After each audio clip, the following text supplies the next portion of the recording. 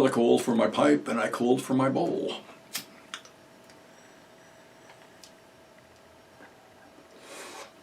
Yes, we all know about Old King Cole. The question came up, what is my favorite film? Oddly, it's a film that when it was shown at a premiere in 1969, some members of the audience were so upset that they actually went outside and threw up in the alley. And it wasn't a horror film.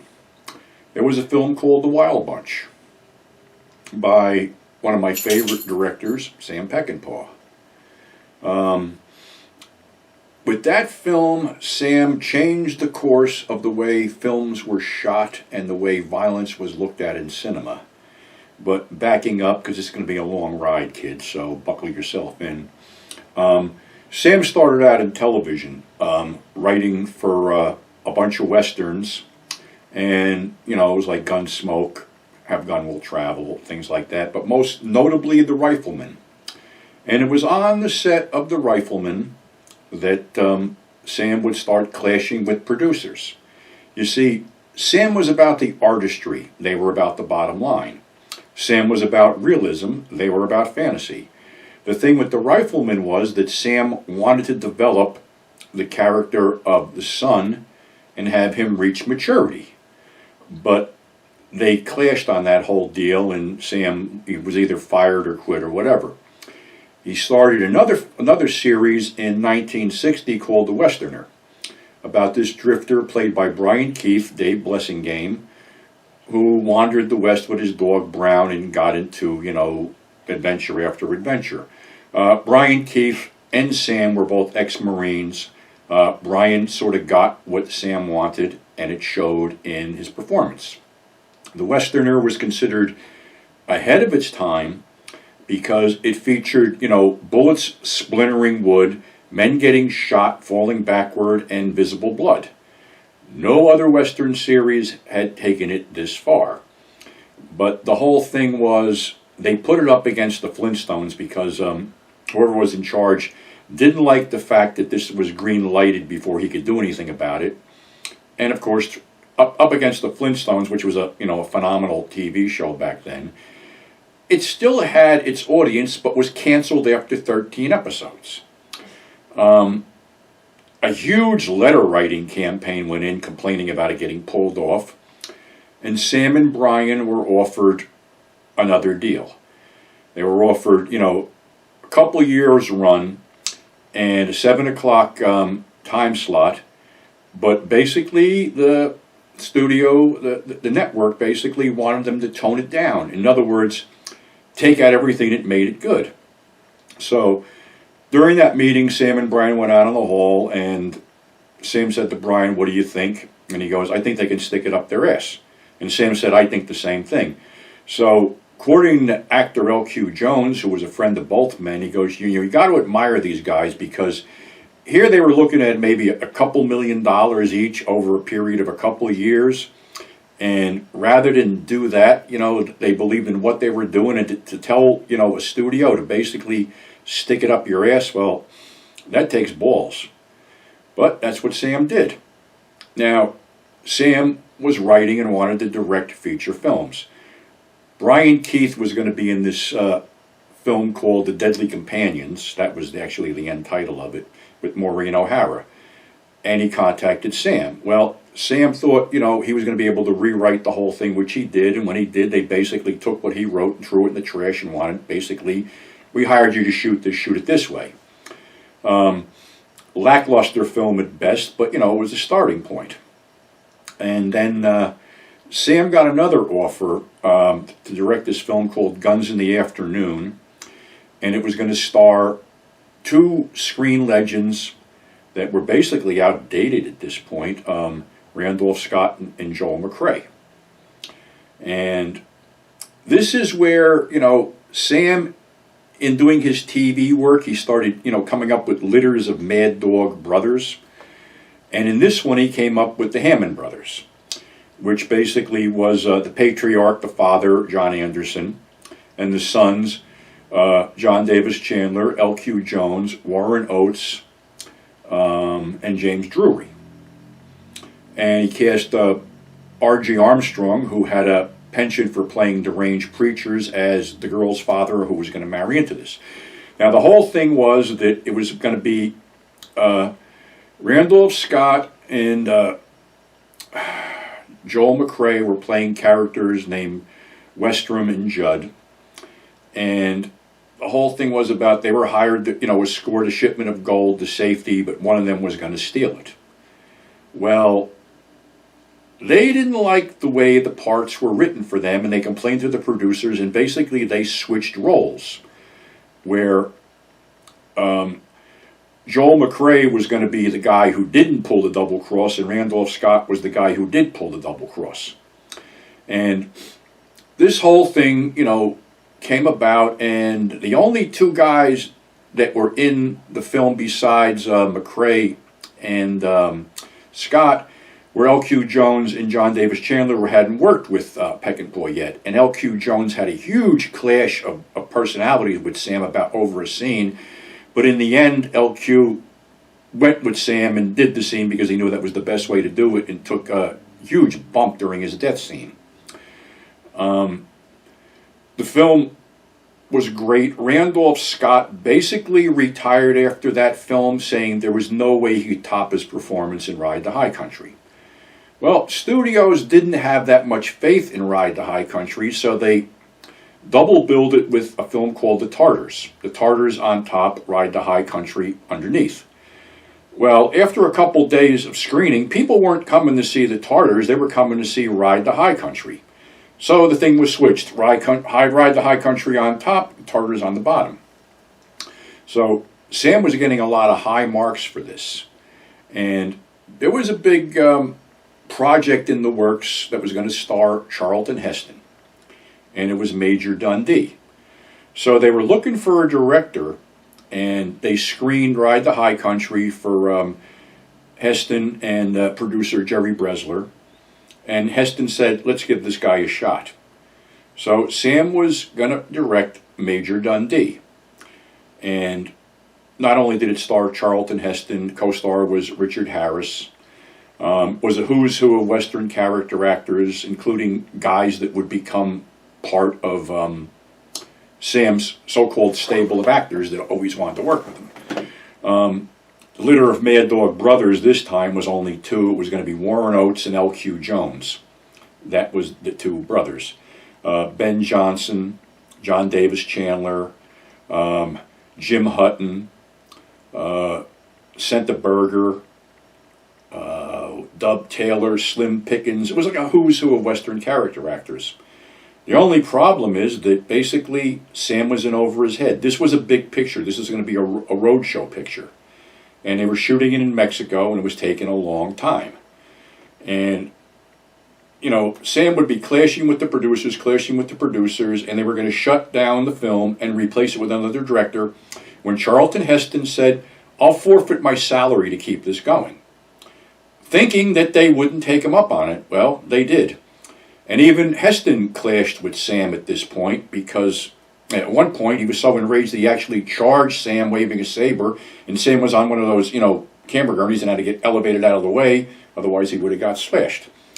Sam also wanted to cast Lee Marvin as the Scout Potts, but Lee Marvin suggested using a relative newcomer, James Coburn, for that role. So, when Columbia saw the rushes of the film, they were sort of appalled because there was visible bloodletting, tons of violence, and like I said, Sam was in over his head big time. There were cost overruns, there were all kinds of stuff. And actor R.G. Armstrong, who again played a preacher in this film, said he called the film Moby Dick on horseback. And after the film wrapped, there was no big, rap party, whatever. It was like, let's just get the fuck out of here. And James Coburn said to Peckinpah, goodbye, you rotten motherfucker, and walked away. So Columbia wasn't happy with the film and cut it up drastically. It didn't play well, and Sam's career was sort of put in limbo. There was something else where he was supposedly going to direct something called The Cincinnati Kid. and he was hired to direct it. But he was doing some scene which sort of got some heat from certain people because they thought he was exploiting some woman, and basically they just came on and said, no, you're fired, and that was the end of him with Cincinnati Kid. Sam thought he would never direct again. Lee Marvin had a buddy, I think his name was Jim Sickler, who had some kind of treatment for a bunch of outlaws at the turn of the century operating on the Texas-Mexican border. Lee, who was a friend of Sam's, brought the treatment to Sam. Sam liked it and figured that, okay, he would put Lee in the lead. And in putting Lee in the lead, odds are that Lee would have called in a friend of his who basically played his sergeant in the Dirty Dozen, Richard Jekyll, who would be the second in command of the gang. Well, that wasn't meant to be, because Lee's agent said there's no way Lee's going to do another violent picture. He just did the Dirty Dozen and the Professionals, and he just got signed to do Paint Your Wagon. Well, we all know how that turned out. So Sam, had a bunch of casting choices that he wanted. He talked to Robert Mitchum, and Robert Mitchum did 5-card stud instead. And there's a backstory to that also, because Sam was tapped to direct Villa Rides with Yul Brynner. And Sam was rewriting the script again, and when he showed it to Brynner, Brynner was appalled, because Brynner did not want to look bad on camera. And, Pancho Villa wasn't really a nice guy. So Brynner, instead of sitting down with Sam and letting, Sam explain why he wanted to do it this way, he had Sam replaced. So now Sam was looking for the cast to be in this film, which would be called The Wildbunch. And, other people, he shuffled the deck. Charles Bronson was approached, but Charles Bronson said he wouldn't work with a drunk. Like I said, Mitchum was approached. A bunch of people were approached. And he settled on William Holden, who basically was, being an expatriate and living in Switzerland at the time. So he would play the lead, Pike Bishop. For the second in command, Dutch Engstrom, they had hired Ernest Borgnine, and Sam had these visions of McHale's Navy floating around in his head. But after using Ernie and working with him, that Ernie was one of the best guys he ever worked with. If you watch the film and you notice that Ernie has a visible limp, it's because he was working with a broken foot that he got during the fight scene with Jim Brown on the film The Split. So to fill out the rest of the gang, he had the Gorch brothers, Lyle and Tector, played by Warren Oates and Ben Johnson. The other member of the gang was played by Edmund O'Brien, who was in really poor health at this point, but really wanted to play the part. And Jamie Sanchez filled out the rest as Angel. And what happened was, they got a bunch of bounty hunters together, bunch of scuzzbuckets that were led by Bishop's old partner, Deke Thornton, who had been locked up, and there was footage taken out for some reason, put back in the director's cut, which explained exactly how Thornton wound up behind bars and Bishop didn't. And this railroad baron, played by Albert Decker, had pulled Thornton out of jail to go to hunt down Bishop. And they had a crew of scummy bounty hunters. Pretty much the worst of the bunch was Strother Martin and L.Q. Jones. And they also had Paul Harper, a couple other guys. The thing opened up with this major bloodbath shootout as there's a setup to rob gold, which really isn't gold, which winds up to be washers. Nobody had ever used, squibs like Sam had used them before. And the whole thing was that Sam was anti-violence and wanted to show how fucking horrible violence was. So when he wasn't getting the effect he wanted, he got a steak and put the steak up somewhere. I'm talking a steak piece of meat, and shot the steak and saw the meat splatter and goes, that's the effect I want. That's what happens when a bullet hits somebody. That's the effect I want. So there was tons of squibs used. If you haven't seen this film, I'm educating you, so to speak, but most people should have seen this film, and if you haven't, it's a must-see. It was how this whole thing progressed. They go down to Mexico because, the robbery went fucking sour. Almost all their gang got wiped out except the guys that, are with them now. And they run into this renegade general, Mapache, played by legit badass and Mexican superstar Emilio Fernandez, who actually rode with Pancho Villa when he was a kid. So, here's two opposing forces, another crazy guy, Emilio Fernandez, being directed by another crazy guy, Sam Peckinpah. So the deal is cut that, Bishop's bunch are going to rob this freight train, full of rifles and stuff, and sell them to Mapache for, $25,000.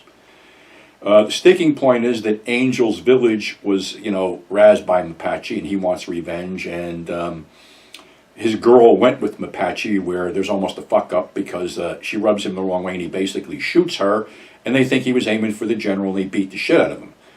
So when the deal is set, Mapache does not want Angel to go with them. He wants to kill him, but basically Bishop says, he's my man, I'll take him. I'll give you men, it's better no, I'll take him. And he tells Angel, you got to fucking straighten up. And Angel says, basically the only way Angel's going to do that is if a case of rifles and ammunition get put in the hands of his people, which they agree to.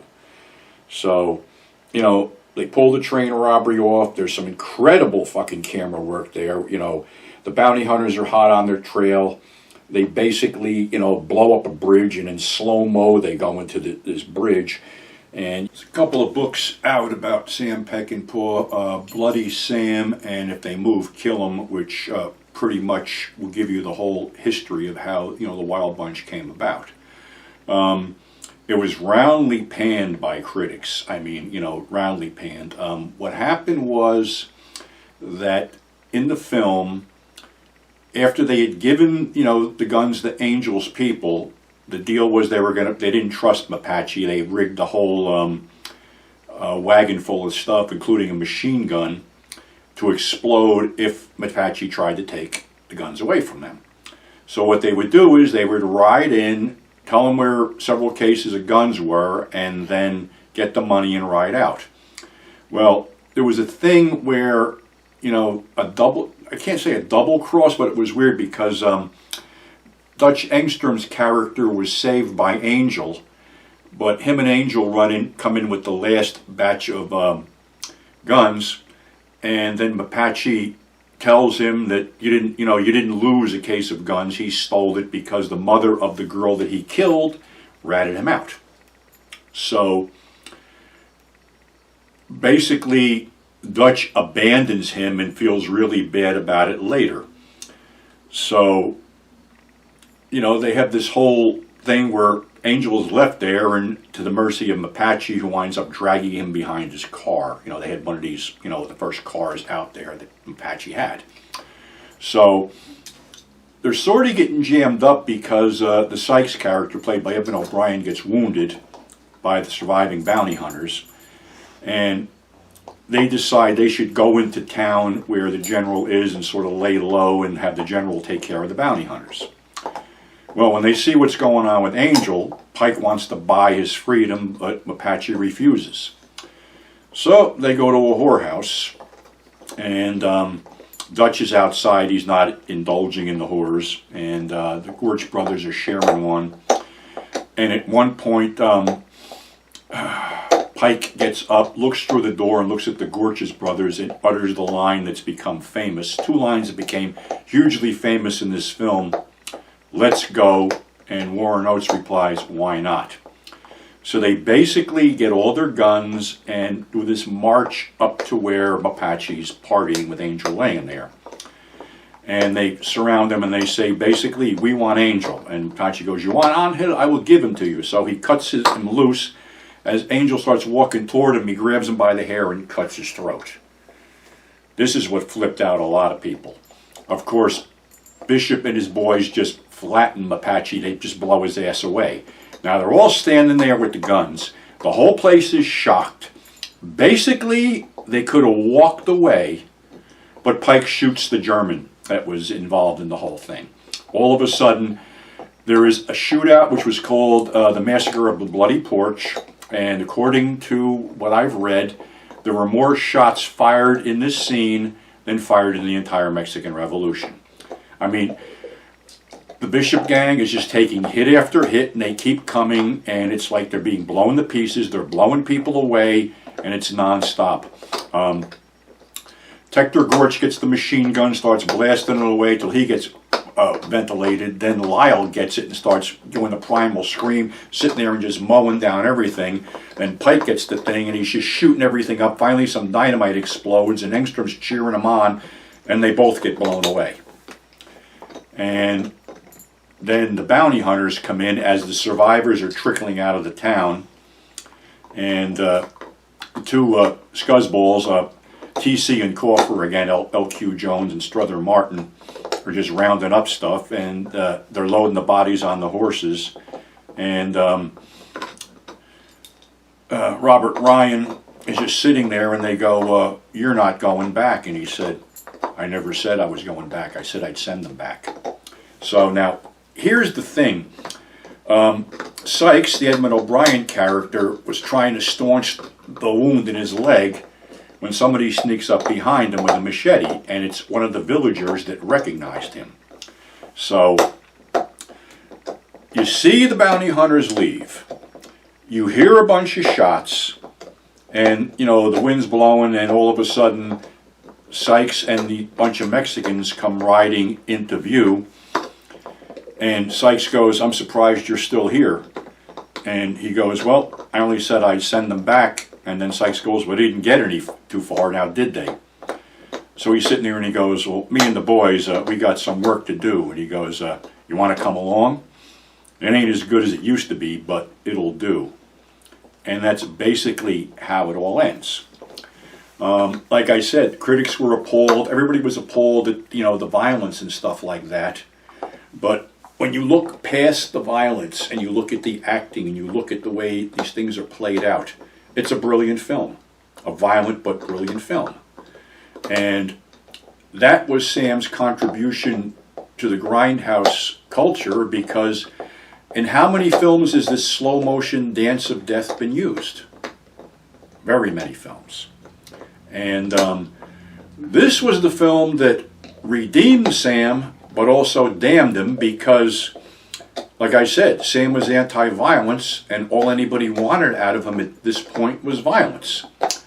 And his two favorite films that he did were The Ballad of Cable Hogue and Junior Bonner, which pretty much had very little violence in them. There is a rumor floating around, not a rumor, I guess it's fact now, but I don't think anything's been done about it, that they're going to remake The Wildbunch. I heard that, my blood ran cold, because basically I'm like, you can't fucking remake a classic, but of course Hollywood's going to try. Now, I understand that Mel Gibson was tapped to direct it. How it's going to play out, I have no idea. But somebody said, if you were going to cast a new version of The Wildbunch, who would you put in it? And I had to think for a bit, because there's a lot going on here.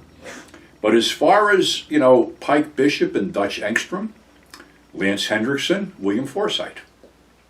For the two brothers, the Gorch brothers, Lyle and Tector, Timothy Olympiant and Walton Goggins. From Apache, Danny Trejo. For his second in command, Louis Guzman. Didn't think anywhere past that, but I'm sure there's capable actors that could fill the bill. But again, I don't know why this is being remade, because it's almost like if you try to remake Casablanca, you can't remake a classic. But Sam would go on to other things, and that will be in part 2 of this story. So until then, stay safe, mask up, and we'll see you then.